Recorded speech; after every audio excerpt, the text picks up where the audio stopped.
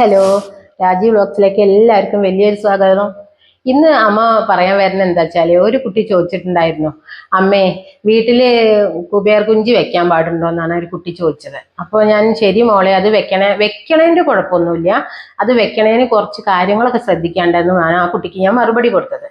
അപ്പൊ എന്നാ ഒരു വീഡിയോ ആയിട്ട് ചെയ്താൽ ഈ ലോകത്ത് ഒരുപാട് ആൾക്കുള്ള സംശയമാണ് അത്. അപ്പൊ ആ സംശയം ഞാൻ തീർത്തു കൊടുക്കാൻ വിചാരിച്ചിട്ടാണ്. അപ്പോ കുബേർ കുഞ്ചി എന്ന് പറഞ്ഞു കഴിഞ്ഞാൽ ധനത്തിന്റെ പെട്ടിയുടെ താക്കോലാണ്. കുബേരന്റെ ധനത്തിന്റെ പെട്ടിയുടെ താക്കോലാണ് കുഞ്ചി. അതൊരു താക്കോലാണ് കുഞ്ചി.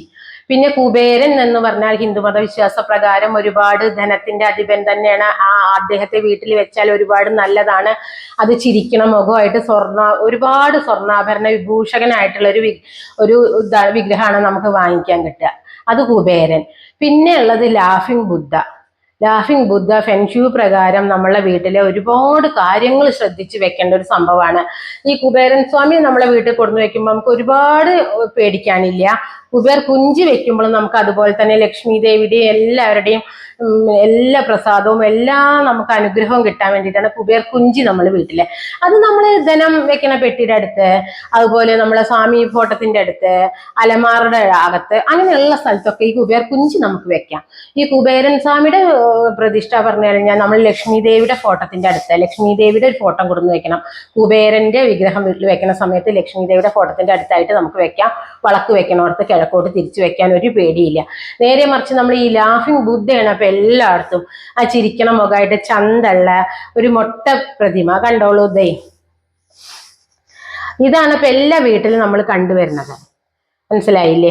ഇത് നമ്മളുടെ കുബേരൻ സ്വാമി അല്ല, ഇത് ഫെൻഷ്യൂ പ്രകാരം നമ്മൾ ലാഫിംഗ് ബുദ്ധ ഇദ്ദേഹത്തെ വീട്ടിൽ കൊടുന്ന് വെക്കുമ്പോൾ നമ്മൾ ഒരുപാട് കാര്യങ്ങൾ ശ്രദ്ധിക്കേണ്ടതുണ്ട് മക്കളെ. അല്ലെങ്കിൽ നമുക്ക് പാലും വെള്ളത്തിൽ പണി കിട്ടുന്നൊക്കെ നിങ്ങൾ കേട്ടിട്ടില്ലേ? ഒരുപാട് ബുദ്ധിമുട്ട് വരുന്നുണ്ട്. കാരണം ഇത് നമ്മൾ പറയുക എല്ലാവരും വടക്കോട്ട് നോക്കി ദർശനമായിട്ട് വെക്കണം, പ്രധാന വാതിലിന്റെ നേരിക്ക് എന്നൊക്കെ പറയാട്ടോ ഈ ഇദ്ദേഹത്തിന്റെ ഫോട്ടോ, ഈ വിഗ്രഹം നമ്മൾ അങ്ങനെ. പക്ഷെ ചിലവര് പറയേണ്ടത് ഇത് നിക്കണതാവണം, എന്താ പറയാ, ചെറുപ്പക്കാരുള്ള വീട്ടിലൊക്കെ ഇത് നിക്കണതാവണം, അങ്ങനെ നിന്നിട്ടുള്ളത് ഉയരത്തിൽ ഒരു 5 ഇഞ്ചെങ്കിലും ഉയരം വേണം എന്നൊക്കെയാണ് എല്ലാവരും പറയുന്നത്. അല്ലാതെ നമ്മൾ ഈ 5 ഇഞ്ചിന്റെ താഴെയുള്ള ചെറിയ പ്രതിമ വാങ്ങി കൊടുത്തിട്ട് നമ്മൾ ഇതേപോലെ ഒരു പ്ലേറ്റ് എടുക്കുക, അതിലൊരു 5 രൂപയുടെ കോയിൻ വെക്കുക. കണ്ടോ, അങ്ങനെ 5 രൂപയുടെ കോയിൻ വെക്കുക. ഇനിയിപ്പോ 5 രൂപ അല്ല 1 രൂപയുടെയും കുഴപ്പമില്ല, പക്ഷെ ഇങ്ങനെ തന്നെയുള്ള കോയിനാണ് ഏറ്റവും നല്ലത്. ഇങ്ങനെ വെച്ച് ഇതിൽ വെച്ചിട്ട് ഇദ്ദേഹത്തെ നമ്മളിങ്ങനെ കിഴക്കോട്ട് ദർശനാക്കിയിട്ട് സ്വാമിയുടെ മുന്നിൽ വെക്കിയാച്ചാൽ വലിയ കുഴപ്പമില്ലാതെ അങ്ങോട്ട് പോകും. പക്ഷെ വെക്കേണ്ട സ്ഥാനം വടക്കോട്ട് പ്രധാന വാതിലിന്റെ അവിടെയൊക്കെ വെച്ചാൽ എനിക്ക് ഒരുപാട് പണി കിട്ടിയിട്ടുണ്ട്. ഞാൻ അതുകൊണ്ട് പറയാണ്. അപ്പൊ ഇത് നമ്മൾ ചിലൊരു സൗന്ദര്യമുണ്ട്, ചന്തള്ളതാണെന്നൊക്കെ കരുതിയിട്ട് കുട്ടികൾ ഇത് ഉപേക്ഷിക്കാനും കൂട്ടാക്കണില്ല. അപ്പൊ ഇത് നമ്മൾ ചിലൊരു ഷോക്കേസിന്റെ ഉള്ളിൽ വെക്കും, പൊടി പിടിച്ച അലമാറയുടെ മുകളിൽ വെക്കും, ശ്രദ്ധ ഇല്ലാത്തടത്ത് കൂടെ ഒക്കെ വെക്കുന്നുണ്ട്. അപ്പോ ഈ സംഭവം നമ്മളെ വീട്ടിൽ വെക്കുമ്പോൾ പ്രതികൂലമായിട്ട് ഒരുപാട് പണി കിട്ടുന്നവരാണ്. ഈ വിഗ്രഹം ഉള്ളവരൊക്കെ ശ്രദ്ധിക്കണം. കാരണം ഇത് നമ്മൾ വൃത്തിയില്ലാത്തോടത്ത് വെക്കുക, പിന്നെ ശകര സ്ഥാനം ചലനം ആയിട്ട് നമ്മൾ വെക്കുക ഒക്കെ വെച്ചാൽ നമ്മളെ വീട്ടിലെ സത്യത്തിൽ ഇത് വെക്കണത് നമ്മൾ എന്തിനാണ്? സമ്പത്തിന്, സമാധാനത്തിന്, ഐശ്വര്യത്തിന്, പണം വർദ്ധിച്ചു വരാനൊക്കെയാണ് അല്ലേ? നല്ല ആരോഗ്യമുള്ളവരായി ഇരിക്കാൻ വേണ്ടിയിട്ട്. ഇത് ലേശം അങ്ങോട്ടോ മാറി നമുക്ക് എന്താ സംഭവിക്കുക നിങ്ങൾ കേട്ടോളൂ. നമുക്ക് കുട്ടികൾക്ക് അസുഖം മാറില്ല. കുട്ടികളുടെ അസുഖം, ഒരസുഖം മാറുമ്പോഴേക്കും ഒരസുഖം മാറുമ്പോഴേക്കും ഒരസുഖം. പിന്നെ നമ്മൾക്ക് പൈസ ഏതെങ്കിലും വഴി കൂടെ വരും, പെട്ടെന്ന് 1 മാസം 2 മാസം ഒന്നും നമുക്ക് മനസ്സിലാവില്ല. നമ്മളെ വീട്ടിലേക്ക് പണം വന്നുകൊണ്ടിരിക്കുകയൊക്കെ ചെയ്യും. പക്ഷെ 2-3 മാസം കഴിഞ്ഞാൽ നമ്മൾ സ്ഥാനചലനം ഉള്ളിടത്താണ് ഇത് പറ്റാത്തൊരു സ്ഥലത്താണ് വെച്ചെന്ന് വെച്ചാൽ അസുഖം പിടിപെടലാണ് ഒന്നാമത്തെ കാര്യം. അപ്പൊ നമുക്കറിയാലോ, ധനം എത്ര വന്നിട്ട് എന്താ, നമ്മൾ അറിയാതെ നമ്മളെ കയ്യിൽ നിന്ന് അങ്ങനെ പോയിക്കൊണ്ടിരിക്കും. ആസ്പത്രികളിൽ നമ്മൾ അറിയാലോ, ഒരു ഹോസ്പിറ്റലിൽ പോയി ആ ഡോക്ടറെ കാണാൻ 100 ടെസ്റ്റിന് എഴുതി തരൂല്ലേ? എത്ര പണം വന്നിട്ട് എന്താ, നമ്മളെ മനസ്സമാധാനം അതോടുകൂടി പോയില്ലേ? പിന്നെ വീട്ടിലുള്ളവർക്ക് ആകൊരു മനസ്സിന് സ്വൈര്യമില്ലാതെ ആകുമ്പോൾ നമ്മൾ തമ്മിൽ കുടുംബ കലഹം വരെ വന്നു ചേരും, അറിയില്ലേ? ജോലി ജോലിക്ക് ഒരുപാട് തടസ്സം വരുത്തുന്നുണ്ട് അത്. നമ്മളെ ജോലി ശരിക്കും നമുക്കൊരു സ്ഥാനത്ത് ഇരുത്താൻ ഇത് സമ്മതിക്കുന്നില്ല നമ്മളെ. സ്ഥാനം നേരെ വൃത്തിയിലല്ല, നേരം പോലെ അല്ല വെച്ചെന്ന് വെച്ചാൽ. പിന്നെ നമ്മൾ കുട്ടികളെ ഡോക്ടറാക്കണം എന്നാവും കേട്ടോ. ഡിഗ്രി PG കഴിഞ്ഞ കുട്ടികളെ നമ്മളെ നീറ്റ് എക്സാം, കീം എക്സാം ഒക്കെ എഴുതിക്കും കേട്ടോ. അവർക്ക് അതിലൊന്നും മാർക്ക് കിട്ടൂല. അവരുടെ ആ വർഷം തന്നെ, ഒരു വർഷം തന്നെ വെറുതെ ഇങ്ങോട്ട് പോയിട്ടുണ്ടാവും. ആ കുട്ടികൾക്ക് പിന്നെ ആ ഒരു വർഷം പോയി ഡോക്ടറാവുള്ള മോഹം മുഴുവൻ പൊപ്പോയി. അതോടുകൂടി അവർക്ക് പ്രതികൂലമായിട്ട് ഇത് വീട്ടിലിരുന്ന് ഇങ്ങനെയൊക്കെ ചില സംഭവങ്ങൾ ഉണ്ടാക്കണ വീടുകൾ എനിക്ക് അറിയുന്നുണ്ട്. അത് കാരണം കുട്ടികളെ പഠിത്തമൊക്കെ വിദ്യാഭ്യാസത്തിനും തടസ്സം വരുന്നുണ്ട്. അസുഖം അല്ലെങ്കിൽ വിദ്യാഭ്യാസ തടസ്സം, അല്ലെങ്കിൽ നമ്മളെ വീട്ടിൽ കലഹം, ഇങ്ങനെ എല്ലാം ഉണ്ട്. പക്ഷെ ഇത് വീട്ടിൽ വെക്കുമ്പോൾ പ്രത്യേകം നമ്മൾ ശ്രദ്ധിക്കണം. നല്ല കുടുംബ ഐക്യമുള്ളവർക്ക് ഇത് കൊടുന്ന് വെച്ചിട്ട് കാര്യമുള്ളൂ. ഐക്യത ഇല്ലാത്തവർക്ക് ഇത് നമ്മൾ നഖം കൂട്ടി വരച്ചണ പോലെ കൂടുതൽ കൂടുതൽ കൂടുതൽ നമുക്ക് നമ്മളെ മനസ്സുകൾ തമ്മിൽ അകലാൻ കാരണമാവുന്നുണ്ട്. അപ്പൊ ഇത് ഇങ്ങനെ നിങ്ങൾ വീട്ടിൽ കൊടുന്ന് വെക്കാൻ എല്ലാവർക്കും ആഗ്രഹം കൊണ്ടേ കളയണം എന്ന് ഞാൻ പറയുന്നില്ല. കളയുകയാണെങ്കിൽ, എല്ലാവരും കളയണമെന്നൊന്നും ഞാൻ പറയുന്നില്ല, വെക്കുകയാണെങ്കിൽ നമുക്ക് ഇത് എങ്ങനെ വെക്കുക എന്നുള്ളതൊന്നും അറിയില്ല. നമ്മൾ ഈ വിഗ്രഹം കാശ് കൊടുത്തിട്ട് ചിലവര് പ്രസന്റേഷൻ തരും നമുക്ക്. അത് നമുക്ക് ഇഷ്ടമുള്ളവർക്ക് നമ്മൾ വെച്ചൂലേ, കാര്യമായിട്ട് ഷോക്കേസിൽ വെക്കും. ചിലവര് സ്വാമിയുടെ മുന്നിൽ വെക്കണവരുണ്ട് കിഴക്കോട്ട് നോക്കിയിട്ട്. ഇതാ ഈ ഫെങ്ഷുവിൽ പറയുന്ന വടക്കോട്ട് നോക്കി വെച്ചാലാ നല്ലതെന്ന്. അപ്പൊ നമ്മൾ സ്വാമിയുടെ മുന്നിലും അല്ല. അതോടുകൂടി നമുക്ക് അതിന്റെ മുകളിൽ മാറുകല കെട്ടാൻ പാടില്ല. ചിലപ്പോൾ എല്ലാവർക്കും ജോലി തിരക്കല്ലേ, കയ്യും കണ്ണും എല്ലായിടത്തും എത്തിന്ന് വരില്ലേ. ഇതിന്റെ മുകളിൽ ഒരു മാറുകലച്ചാദ്യം എന്തേലും ആയത് പ്രതികൂലമായി. പിന്നെ നമുക്ക് നെഗറ്റീവ് എനർജിയെ വീട്ടിലേക്ക് വരണേ, പോസിറ്റീവ് പറ്റ പോകുന്നുണ്ട്. അപ്പോൾ ഇത് വെക്കണ സമയത്ത് നമ്മൾ കൊണ്ടുവന്ന് വെക്കണ സമയത്തൊക്കെ എല്ലാവർക്കും പുതുതല്ലേ, ഇഷ്ടാവും. കുട്ടികൾക്കൊക്കെ നല്ല ഇഷ്ടമാണ്, കാണാൻ ഇത് ഭംഗിയല്ലേ.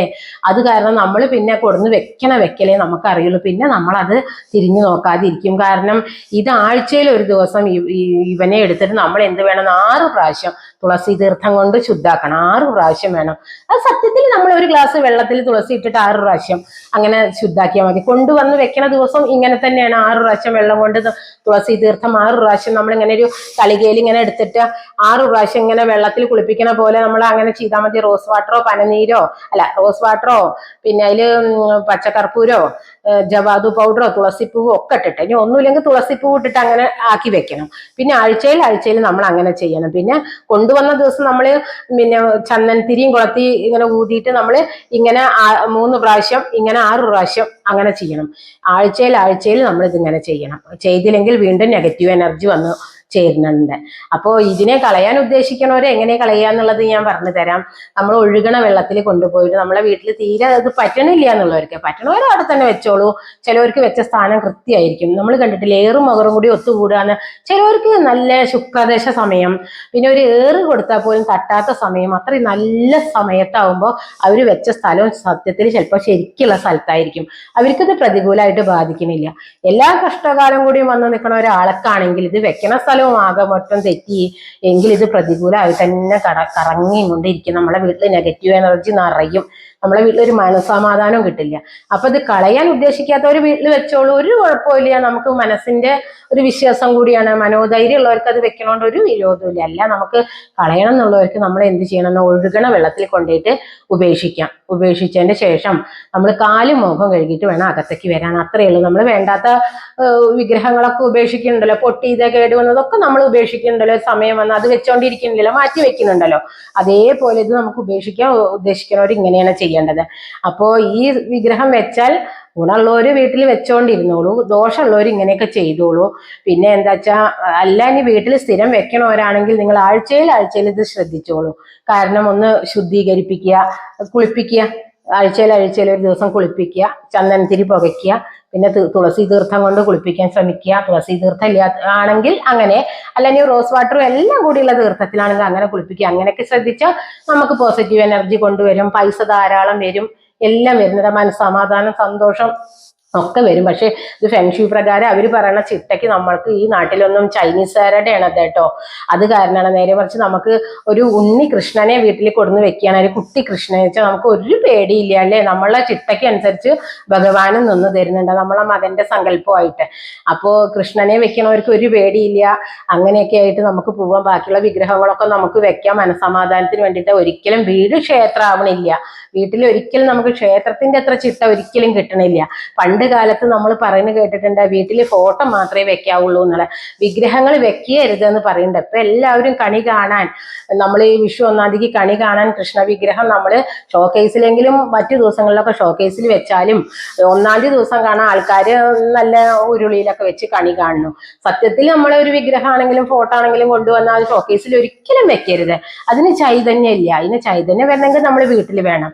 പക്ഷെ അപ്പൊ അതാണ് നമുക്ക് ജീവൻ വെക്കുന്നുണ്ട് നമ്മളെ വീട്ടിൽ ഫോട്ടോകളൊക്കെ വെച്ചാല്, ഈ വിഗ്രഹങ്ങൾ വെച്ചാല് ഫോട്ടോത്തിന് അത്ര കുഴപ്പമില്ല എന്നാ പറയുന്നത്. അപ്പൊ വിഗ്രഹാരാധന ചെയ്യുമ്പോൾ നല്ലോണം ശ്രദ്ധിക്കാനുണ്ട്. നമ്മൾ മത്സ്യമാംസാദികൾ കഴിക്കണോണ്ടില്ല, പക്ഷെ അത് കഴിച്ചിട്ട് നമ്മളൊരു എന്താ പറയുക കുളിച്ചാലെയാണ് പിന്നെ വിഗ്രഹത്തിൽ തൊടാനൊക്കെ പാടുള്ളൂ. നമ്മൾ കണ്ടിട്ടില്ലേ അമ്പലത്തിലെ ക്ഷേത്രത്തിലെ തിരുമേനിമാർക്കൊക്കെ എന്ത് അയിത്തം ശുദ്ധം നോക്കണു അല്ലെ. നമ്മൾ കുളിച്ചിട്ടാണ് അവിടെ തൊഴാൻ ഇങ്ങനെ പ്രസാദത്തിന് ചെല്ലണത്. നമ്മളെ അവര് തൊടുന്നുണ്ടോ? തൊട്ടാൽ അവര് കുളിക്കുന്നുണ്ട്. മനസ്സിലായില്ലേ? അപ്പൊ അത്രയും വിഗ്രഹാരാധനയ്ക്ക് അത്രയും ശക്തി ഉണ്ട്, മനസ്സിലാവണം. അപ്പൊ നമ്മൾ വീട്ടിൽ എപ്പോഴും വെക്കാൻ നല്ലത് ഫോട്ടോകളാണ്. വിഗ്രഹം കൊടുന്ന് വെക്കണവര് എപ്പോഴും ശ്രദ്ധിക്കണം. എനിക്ക് തന്നെ ഇതൊരു അബദ്ധം പറ്റിയതാണ്. അറിയാതെ ഞാൻ വെച്ചിട്ട് കുറച്ചു കാലമായി, എനിക്ക് അറിയാതെ വന്ന് പെട്ടതാണ്, ഞാൻ വെച്ച് തന്നെ. അപ്പോ ഇങ്ങനെയൊക്കെ എല്ലാവരും ശ്രദ്ധിക്കണം. അപ്പൊ വെച്ചാലുള്ള ഗുണങ്ങളും ദോഷങ്ങളും നിങ്ങൾക്ക് മനസ്സിലാവുന്നുണ്ടല്ലോ.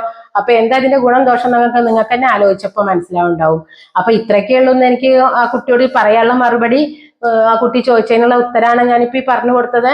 അപ്പോ ഇനി എല്ലാവരും ഈ വീഡിയോ കണ്ട് ഇഷ്ടപ്പെട്ടു വെച്ചാൽ എല്ലാവരിലേക്കും ഷെയർ ചെയ്യുക, എല്ലാവരും സബ്സ്ക്രൈബ് ചെയ്യുക, ലൈക്ക് ചെയ്യുക. അപ്പോ ഇനി ഒരു പുതിയ വീഡിയോ ആയിട്ട് വരുന്നവരേക്കും ബൈ.